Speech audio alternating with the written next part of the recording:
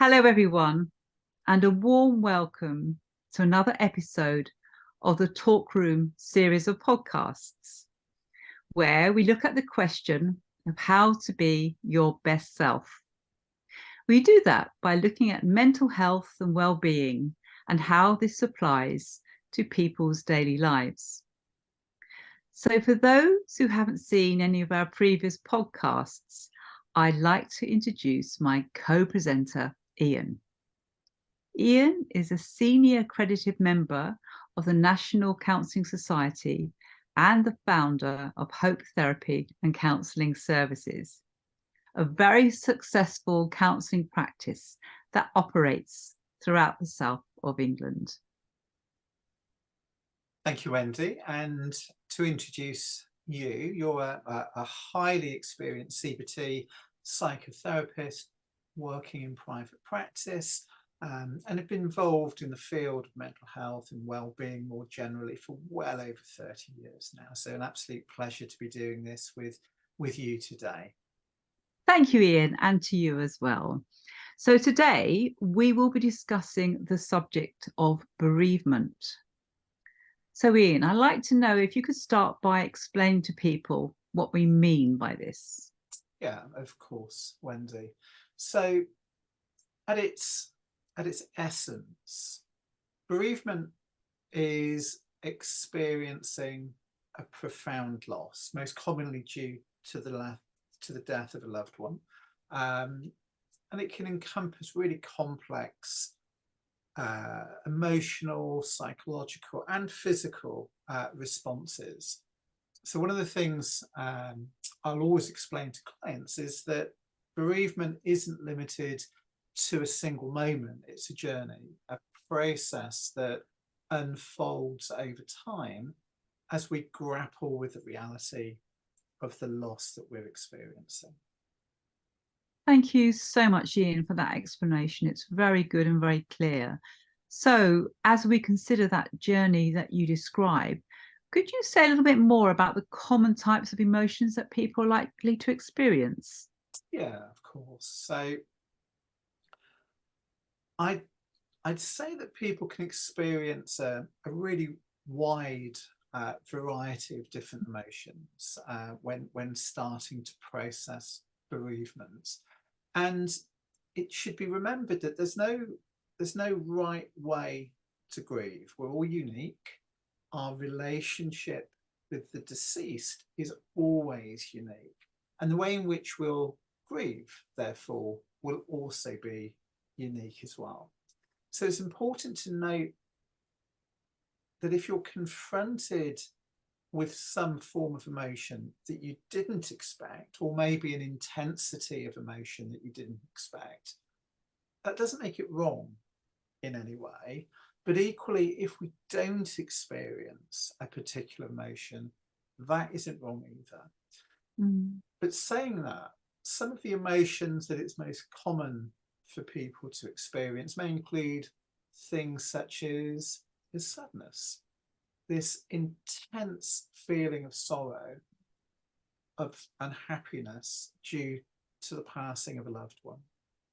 And as I said earlier, bereavement isn't static. It's common for this to come and to go in waves, sometimes really intensely, yes, and sometimes less so. We may experience anger. Some individuals may experience anger directed towards the deceased for leaving them, towards themselves for things they believe that they could or should have done differently, or even towards external factors that they may feel have influenced things in some way, or possibly impacted the life the person had, or the life that you had together with the person. We may find ourselves getting really quite disturbed if we experience this particular emotion, but it is very, very common. Okay. We may experience shock. There may be an initial numbness or a sense of disbelief that the loss has actually occurred.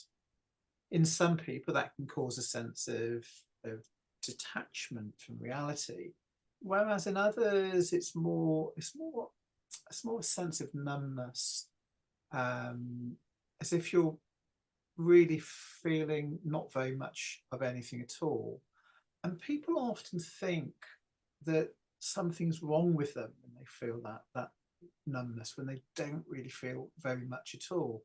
And they may confuse it with not caring about the person in the way that they thought they'd done. Maybe they feel that they should be more upset than they actually are. But this is just something that the mind can sometimes do to protect us from the enormity of what it is we're trying to make sense of. There can often be a sense of denial. So people can often find it hard to accept the reality of the loss. They can feel a sense of disbelief. And people can often try to will the person back to life again. People can struggle with anxiety.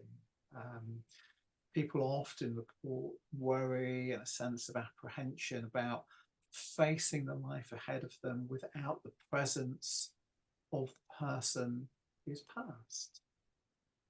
What that future looked like, how will they cope? It can be a sense of depression, a deep and often a prolonged sadness that can lead to feelings of hopelessness, of loss, a loss of interest in activities that maybe they would normally take pleasure from. They may experience changes in things such as sleep patterns, changes in appetite. There can be a sense of relief that people feel, and in cases where the deceased has suffered for a prolonged period of time, maybe from some sort of terminal illness, there might be a sense of relief that that suffering is ended for. And that emotion can often surprise the person. There can often be a sense of guilt which is attached to that emotion. How can I feel relief that somebody has actually passed? This person that I cared so much about, how can I think that? What does that mean about me? And then there might be a sense of confusion. It's not uncommon that people can find it really difficult to concentrate, really difficult to make decisions about things. And that's to do with the emotional turmoil that they're going through at that point. So those are just a few of the really common things that people report feeling. And as I say, there's no right or wrong way to grieve. There's no single way to do it. Also, we have to remember that bereavement isn't just about feeling sad. It really is a dynamic, emotional landscape that we find ourselves progressing through, a whirlwind of feelings that can incorporate a whole variety of different things. So yeah, that just gives an idea of. Yeah. Thank you so much, Ian. That was so very, very helpful. Thank you for that. And that leads me on to my next question. And one of the many things that people struggle with when they are bereaved is simply the enormity of the experience, how bereavement can impact them in ways that they didn't understand or necessarily expect. So could you tell us a little bit more about how people experience bereavement in terms of the physical changes they may experience or notice? Yeah, of course. So as you say, bereavement can touch every aspect of our lives, not just emotionally, as we've already talked about, but mentally and physically as well. People often describe a wide variety of physical symptoms when they become bereaved. People might talk about fatigue. So grieving individuals often experience a profound sense of exhaustion. The emotional and mental strain of grief can be tremendous on people. Our sleep can become disturbed, and increased stress can lead to persistent fatigue, a lack of energy. So if you don't feel like you have any energy, that really is entirely understandable and very, very common for somebody that's struggling with bereavement.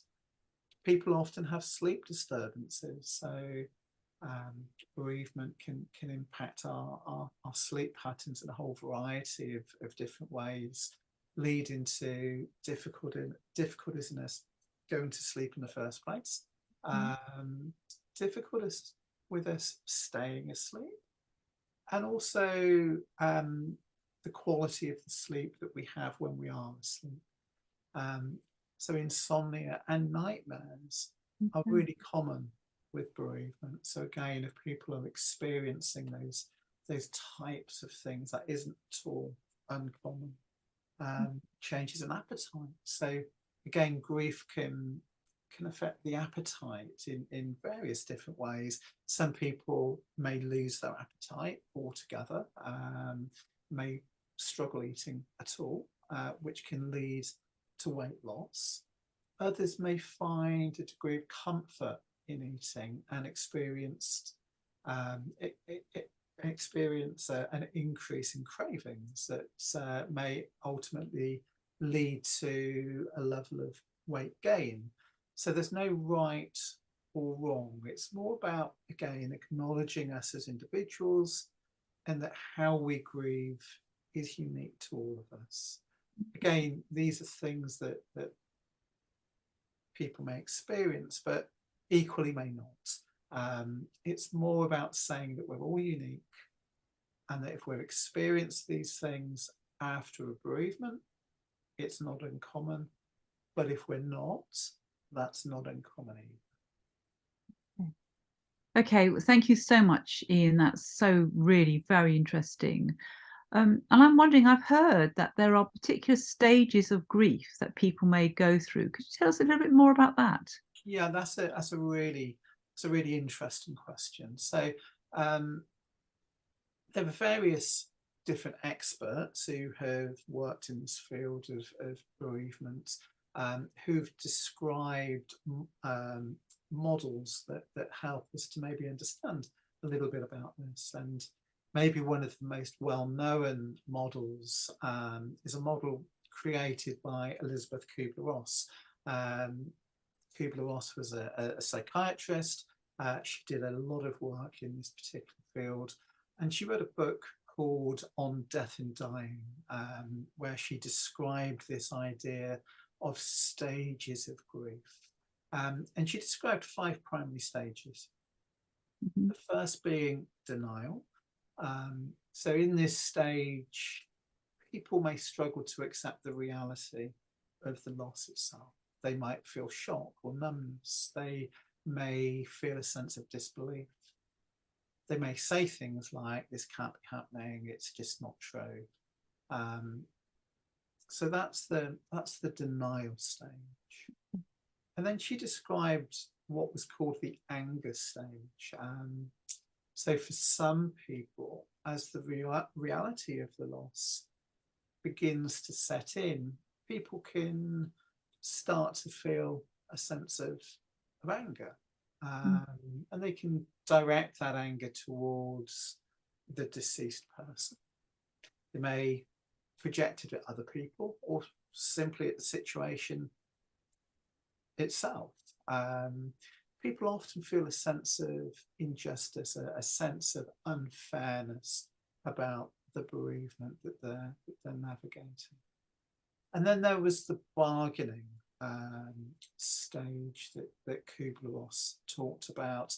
And in this stage, people can often try to bargain, or often try to negotiate to reverse the loss, to reverse what has happened. People might try to make a deal with a deity, to God, promising to change their behaviour or make amends for something, if only they're given another chance. They might find themselves saying things like, if only you bring the person back, then I'll do whatever it is they offer. And then there can be what she described as a depression stage, which is where the full weight of the loss is really becoming apparent, and they start to reach a level acceptance, the individual may experience a really profound sense of sadness at this stage, a sense of hopelessness. So this stage can involve feelings of deep sorrow, of loneliness, a lack of interest in activities that maybe once they enjoyed. And then finally, she described the acceptance stage, and this is the final stage in the model. And it's when individuals begin to come to terms with the reality of the loss. They start to find ways to adjust their lives without the presence of the deceased. They may start looking towards the future more. And it's important to note that acceptance doesn't mean necessarily happiness or the absence of sadness. Simply, they found a way of accepting the situation as it is. But we have to remember that this is just one example of a model that can help us to maybe understand things. Other models look at things in very different ways. It's also important to remember that not everyone will go through all of the stages of that model.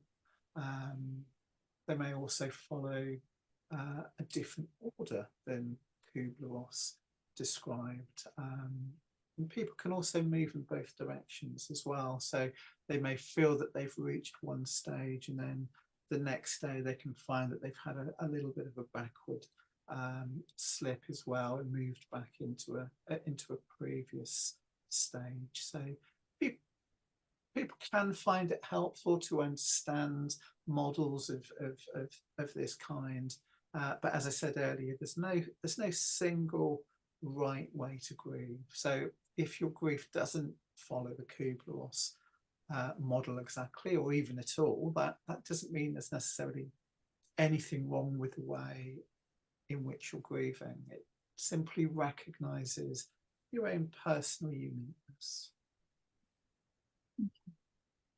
Okay, again, very, very helpful. Thank you so much, Ian.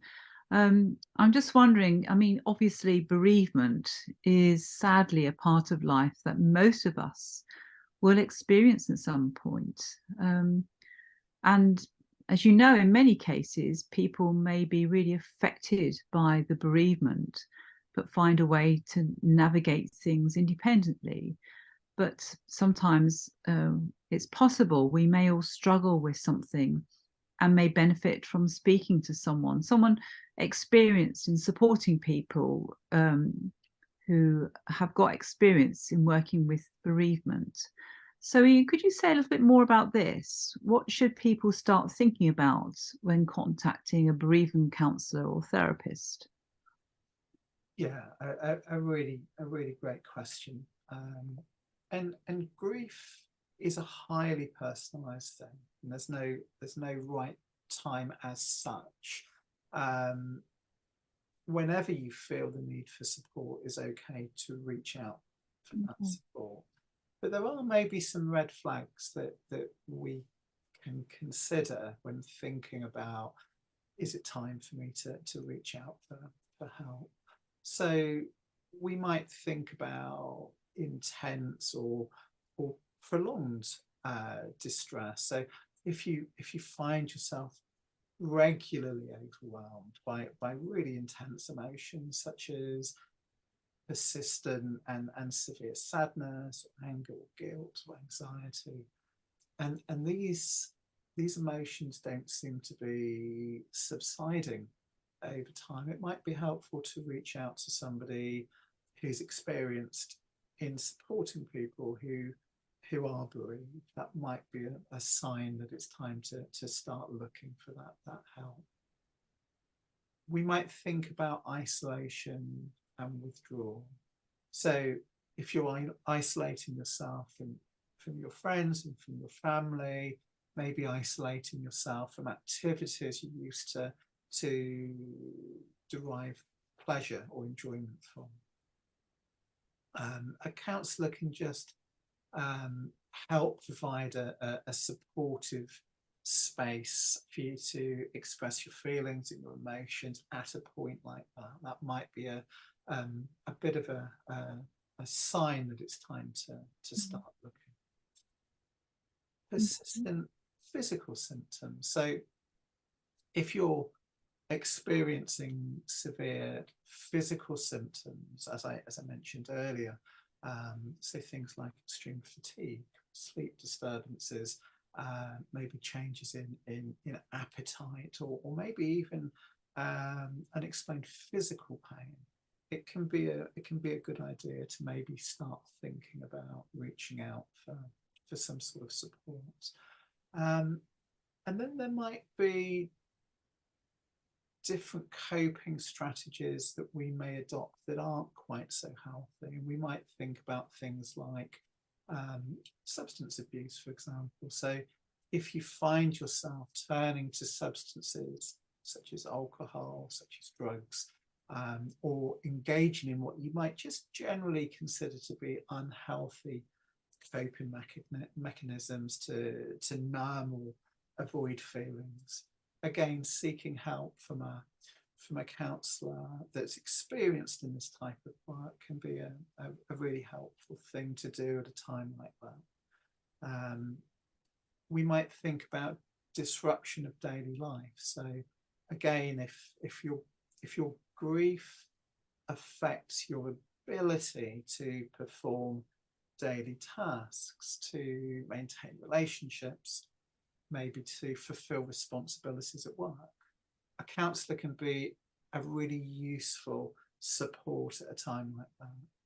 And then maybe finally, just thinking about your personal history. So if you have a history of mental health issues, of trauma, or other challenges that you've experienced in the past, grieving can sometimes be especially complicated, especially challenging for people in those instances. So getting an experienced counsellor with this type of experience, again, can be really, really helpful for somebody that's had to navigate those sorts of challenges previously.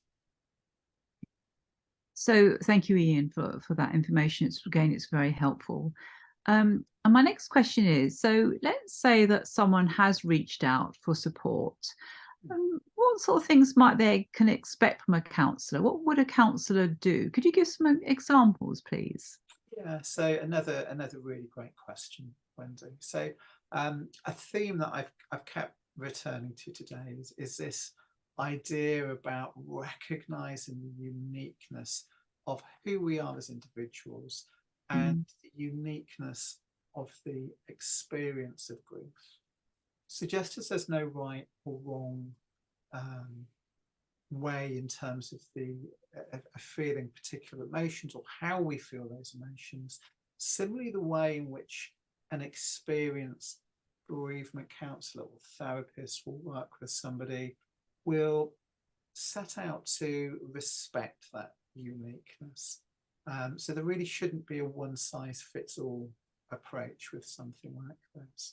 But general ideas, general themes that we might think about would include things like emotional support. So grief can be overwhelming, and having a safe space just to express emotions without judgment can provide immense relief to many, many people. And counsellors are trained to listen and offer understanding, allowing individuals to share their thoughts, their fears, the anger, the sadness, whatever emotions they feel. Sometimes helping with the normalization of grief. So grief can feel so isolating when we're in the middle of it. We can feel that we're entirely alone. We can even think that we're going to go mad or we're going to go crazy when we're in the midst of that really intense emotional and sometimes physical pain. And in counselling, individuals can just learn that their reactions and their experiences, their emotions of a normal response to loss. Knowing that others have experienced similar things can sometimes help to reduce that sense of isolation. We can think about healthy expression of our experiences. So again, grief counselling just encourages individuals to express their emotions in healthy ways, fostering emotional release, and just preventing the build-up of unresolved feelings and emotions. It can help people to express their emotions in ways that serve us whilst we're going through what, for many, can be an incredibly painful and challenging time. We can learn coping strategies. So coping with bereavement can require a whole toolkit of different strategies sometimes. So seeking professional support, engaging in self-care, reaching out to family and friends are all important ways to navigate this journey that we may be going through. It's okay to ask for help and lean on others during what can be the most challenging of times for many. One of the things that a counsellor might work on with you is what we would describe as finding meaning amidst loss. So as we grapple with the pain of bereavement, the challenge of bereavement, we often search for meaning in our experience, meaning within the experience and the pain itself.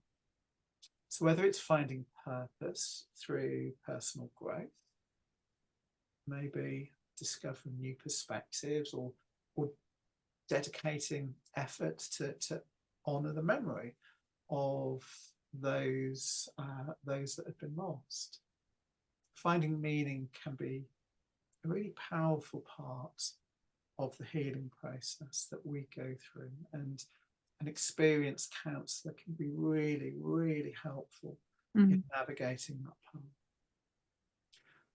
And honouring memories and finding next steps. So remembering and honouring those that we've lost is absolutely fundamental. It's key to the work of bereavement. Creating rituals, memorials, finding ways to celebrate their lives can help keep their memory alive. And as we honour the past, we also find the strength to gradually move forward into the future, knowing that our loved ones will forever be a part of us, never forgetting them, simply carrying them forward with honour and respect, but without the rawness of the pain that we may previously have felt. Thank you so much, Ian. That is such a helpful insight into the so many various challenges that we can have when confronting issues that people have suffered through bereavement, and to describe the support available. That's very useful. Thank you for that, Ian. So can you tell us a little bit more about, if people do want to know more about having counselling with part of your services, what should they be doing? Yeah, so Hope Therapy and Counselling Services, we have a whole team of bereavement counsellors and bereavement therapists. So people can simply get in touch with us. We can discuss the type of support that might be most appropriate, that's available to them. And people can just go to our website, which is www.hopefulminds.co.uk/conditions/bereavement. Then we have a whole page on there that talks about the challenges of bereavement and what we can do to support. We've also got a whole variety of free information on the website, blogs, infographics, relating to bereavement as well. So lots of free information on the site that people are really welcome to take a look at. But you, Wendy, you know, you're a hugely experienced psychotherapist who has worked with bereavement for many, many years. Maybe if you can just tell people a little bit about you and what you offer as well.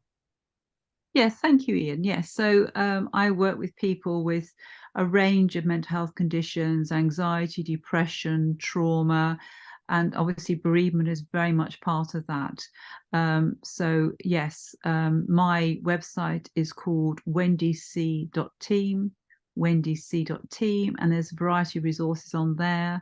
And if you want any more information about how I can help you and support you with any mental health condition, including bereavement, then please just get in touch with me there, and I look forward to hearing from you. So it's just a chance for me to thank Ian for talking so eloquently about this such a hugely important subject of mental health and bereavement. So thank you so much to everyone. Thank you, Ian, to you, and to everyone who's been listening. And please, if you're really, really feeling so despairing or distressed, please access support. It's amazing, the support and how it can help you. So thank you so much for listening. Thank you, Wendy. Best care.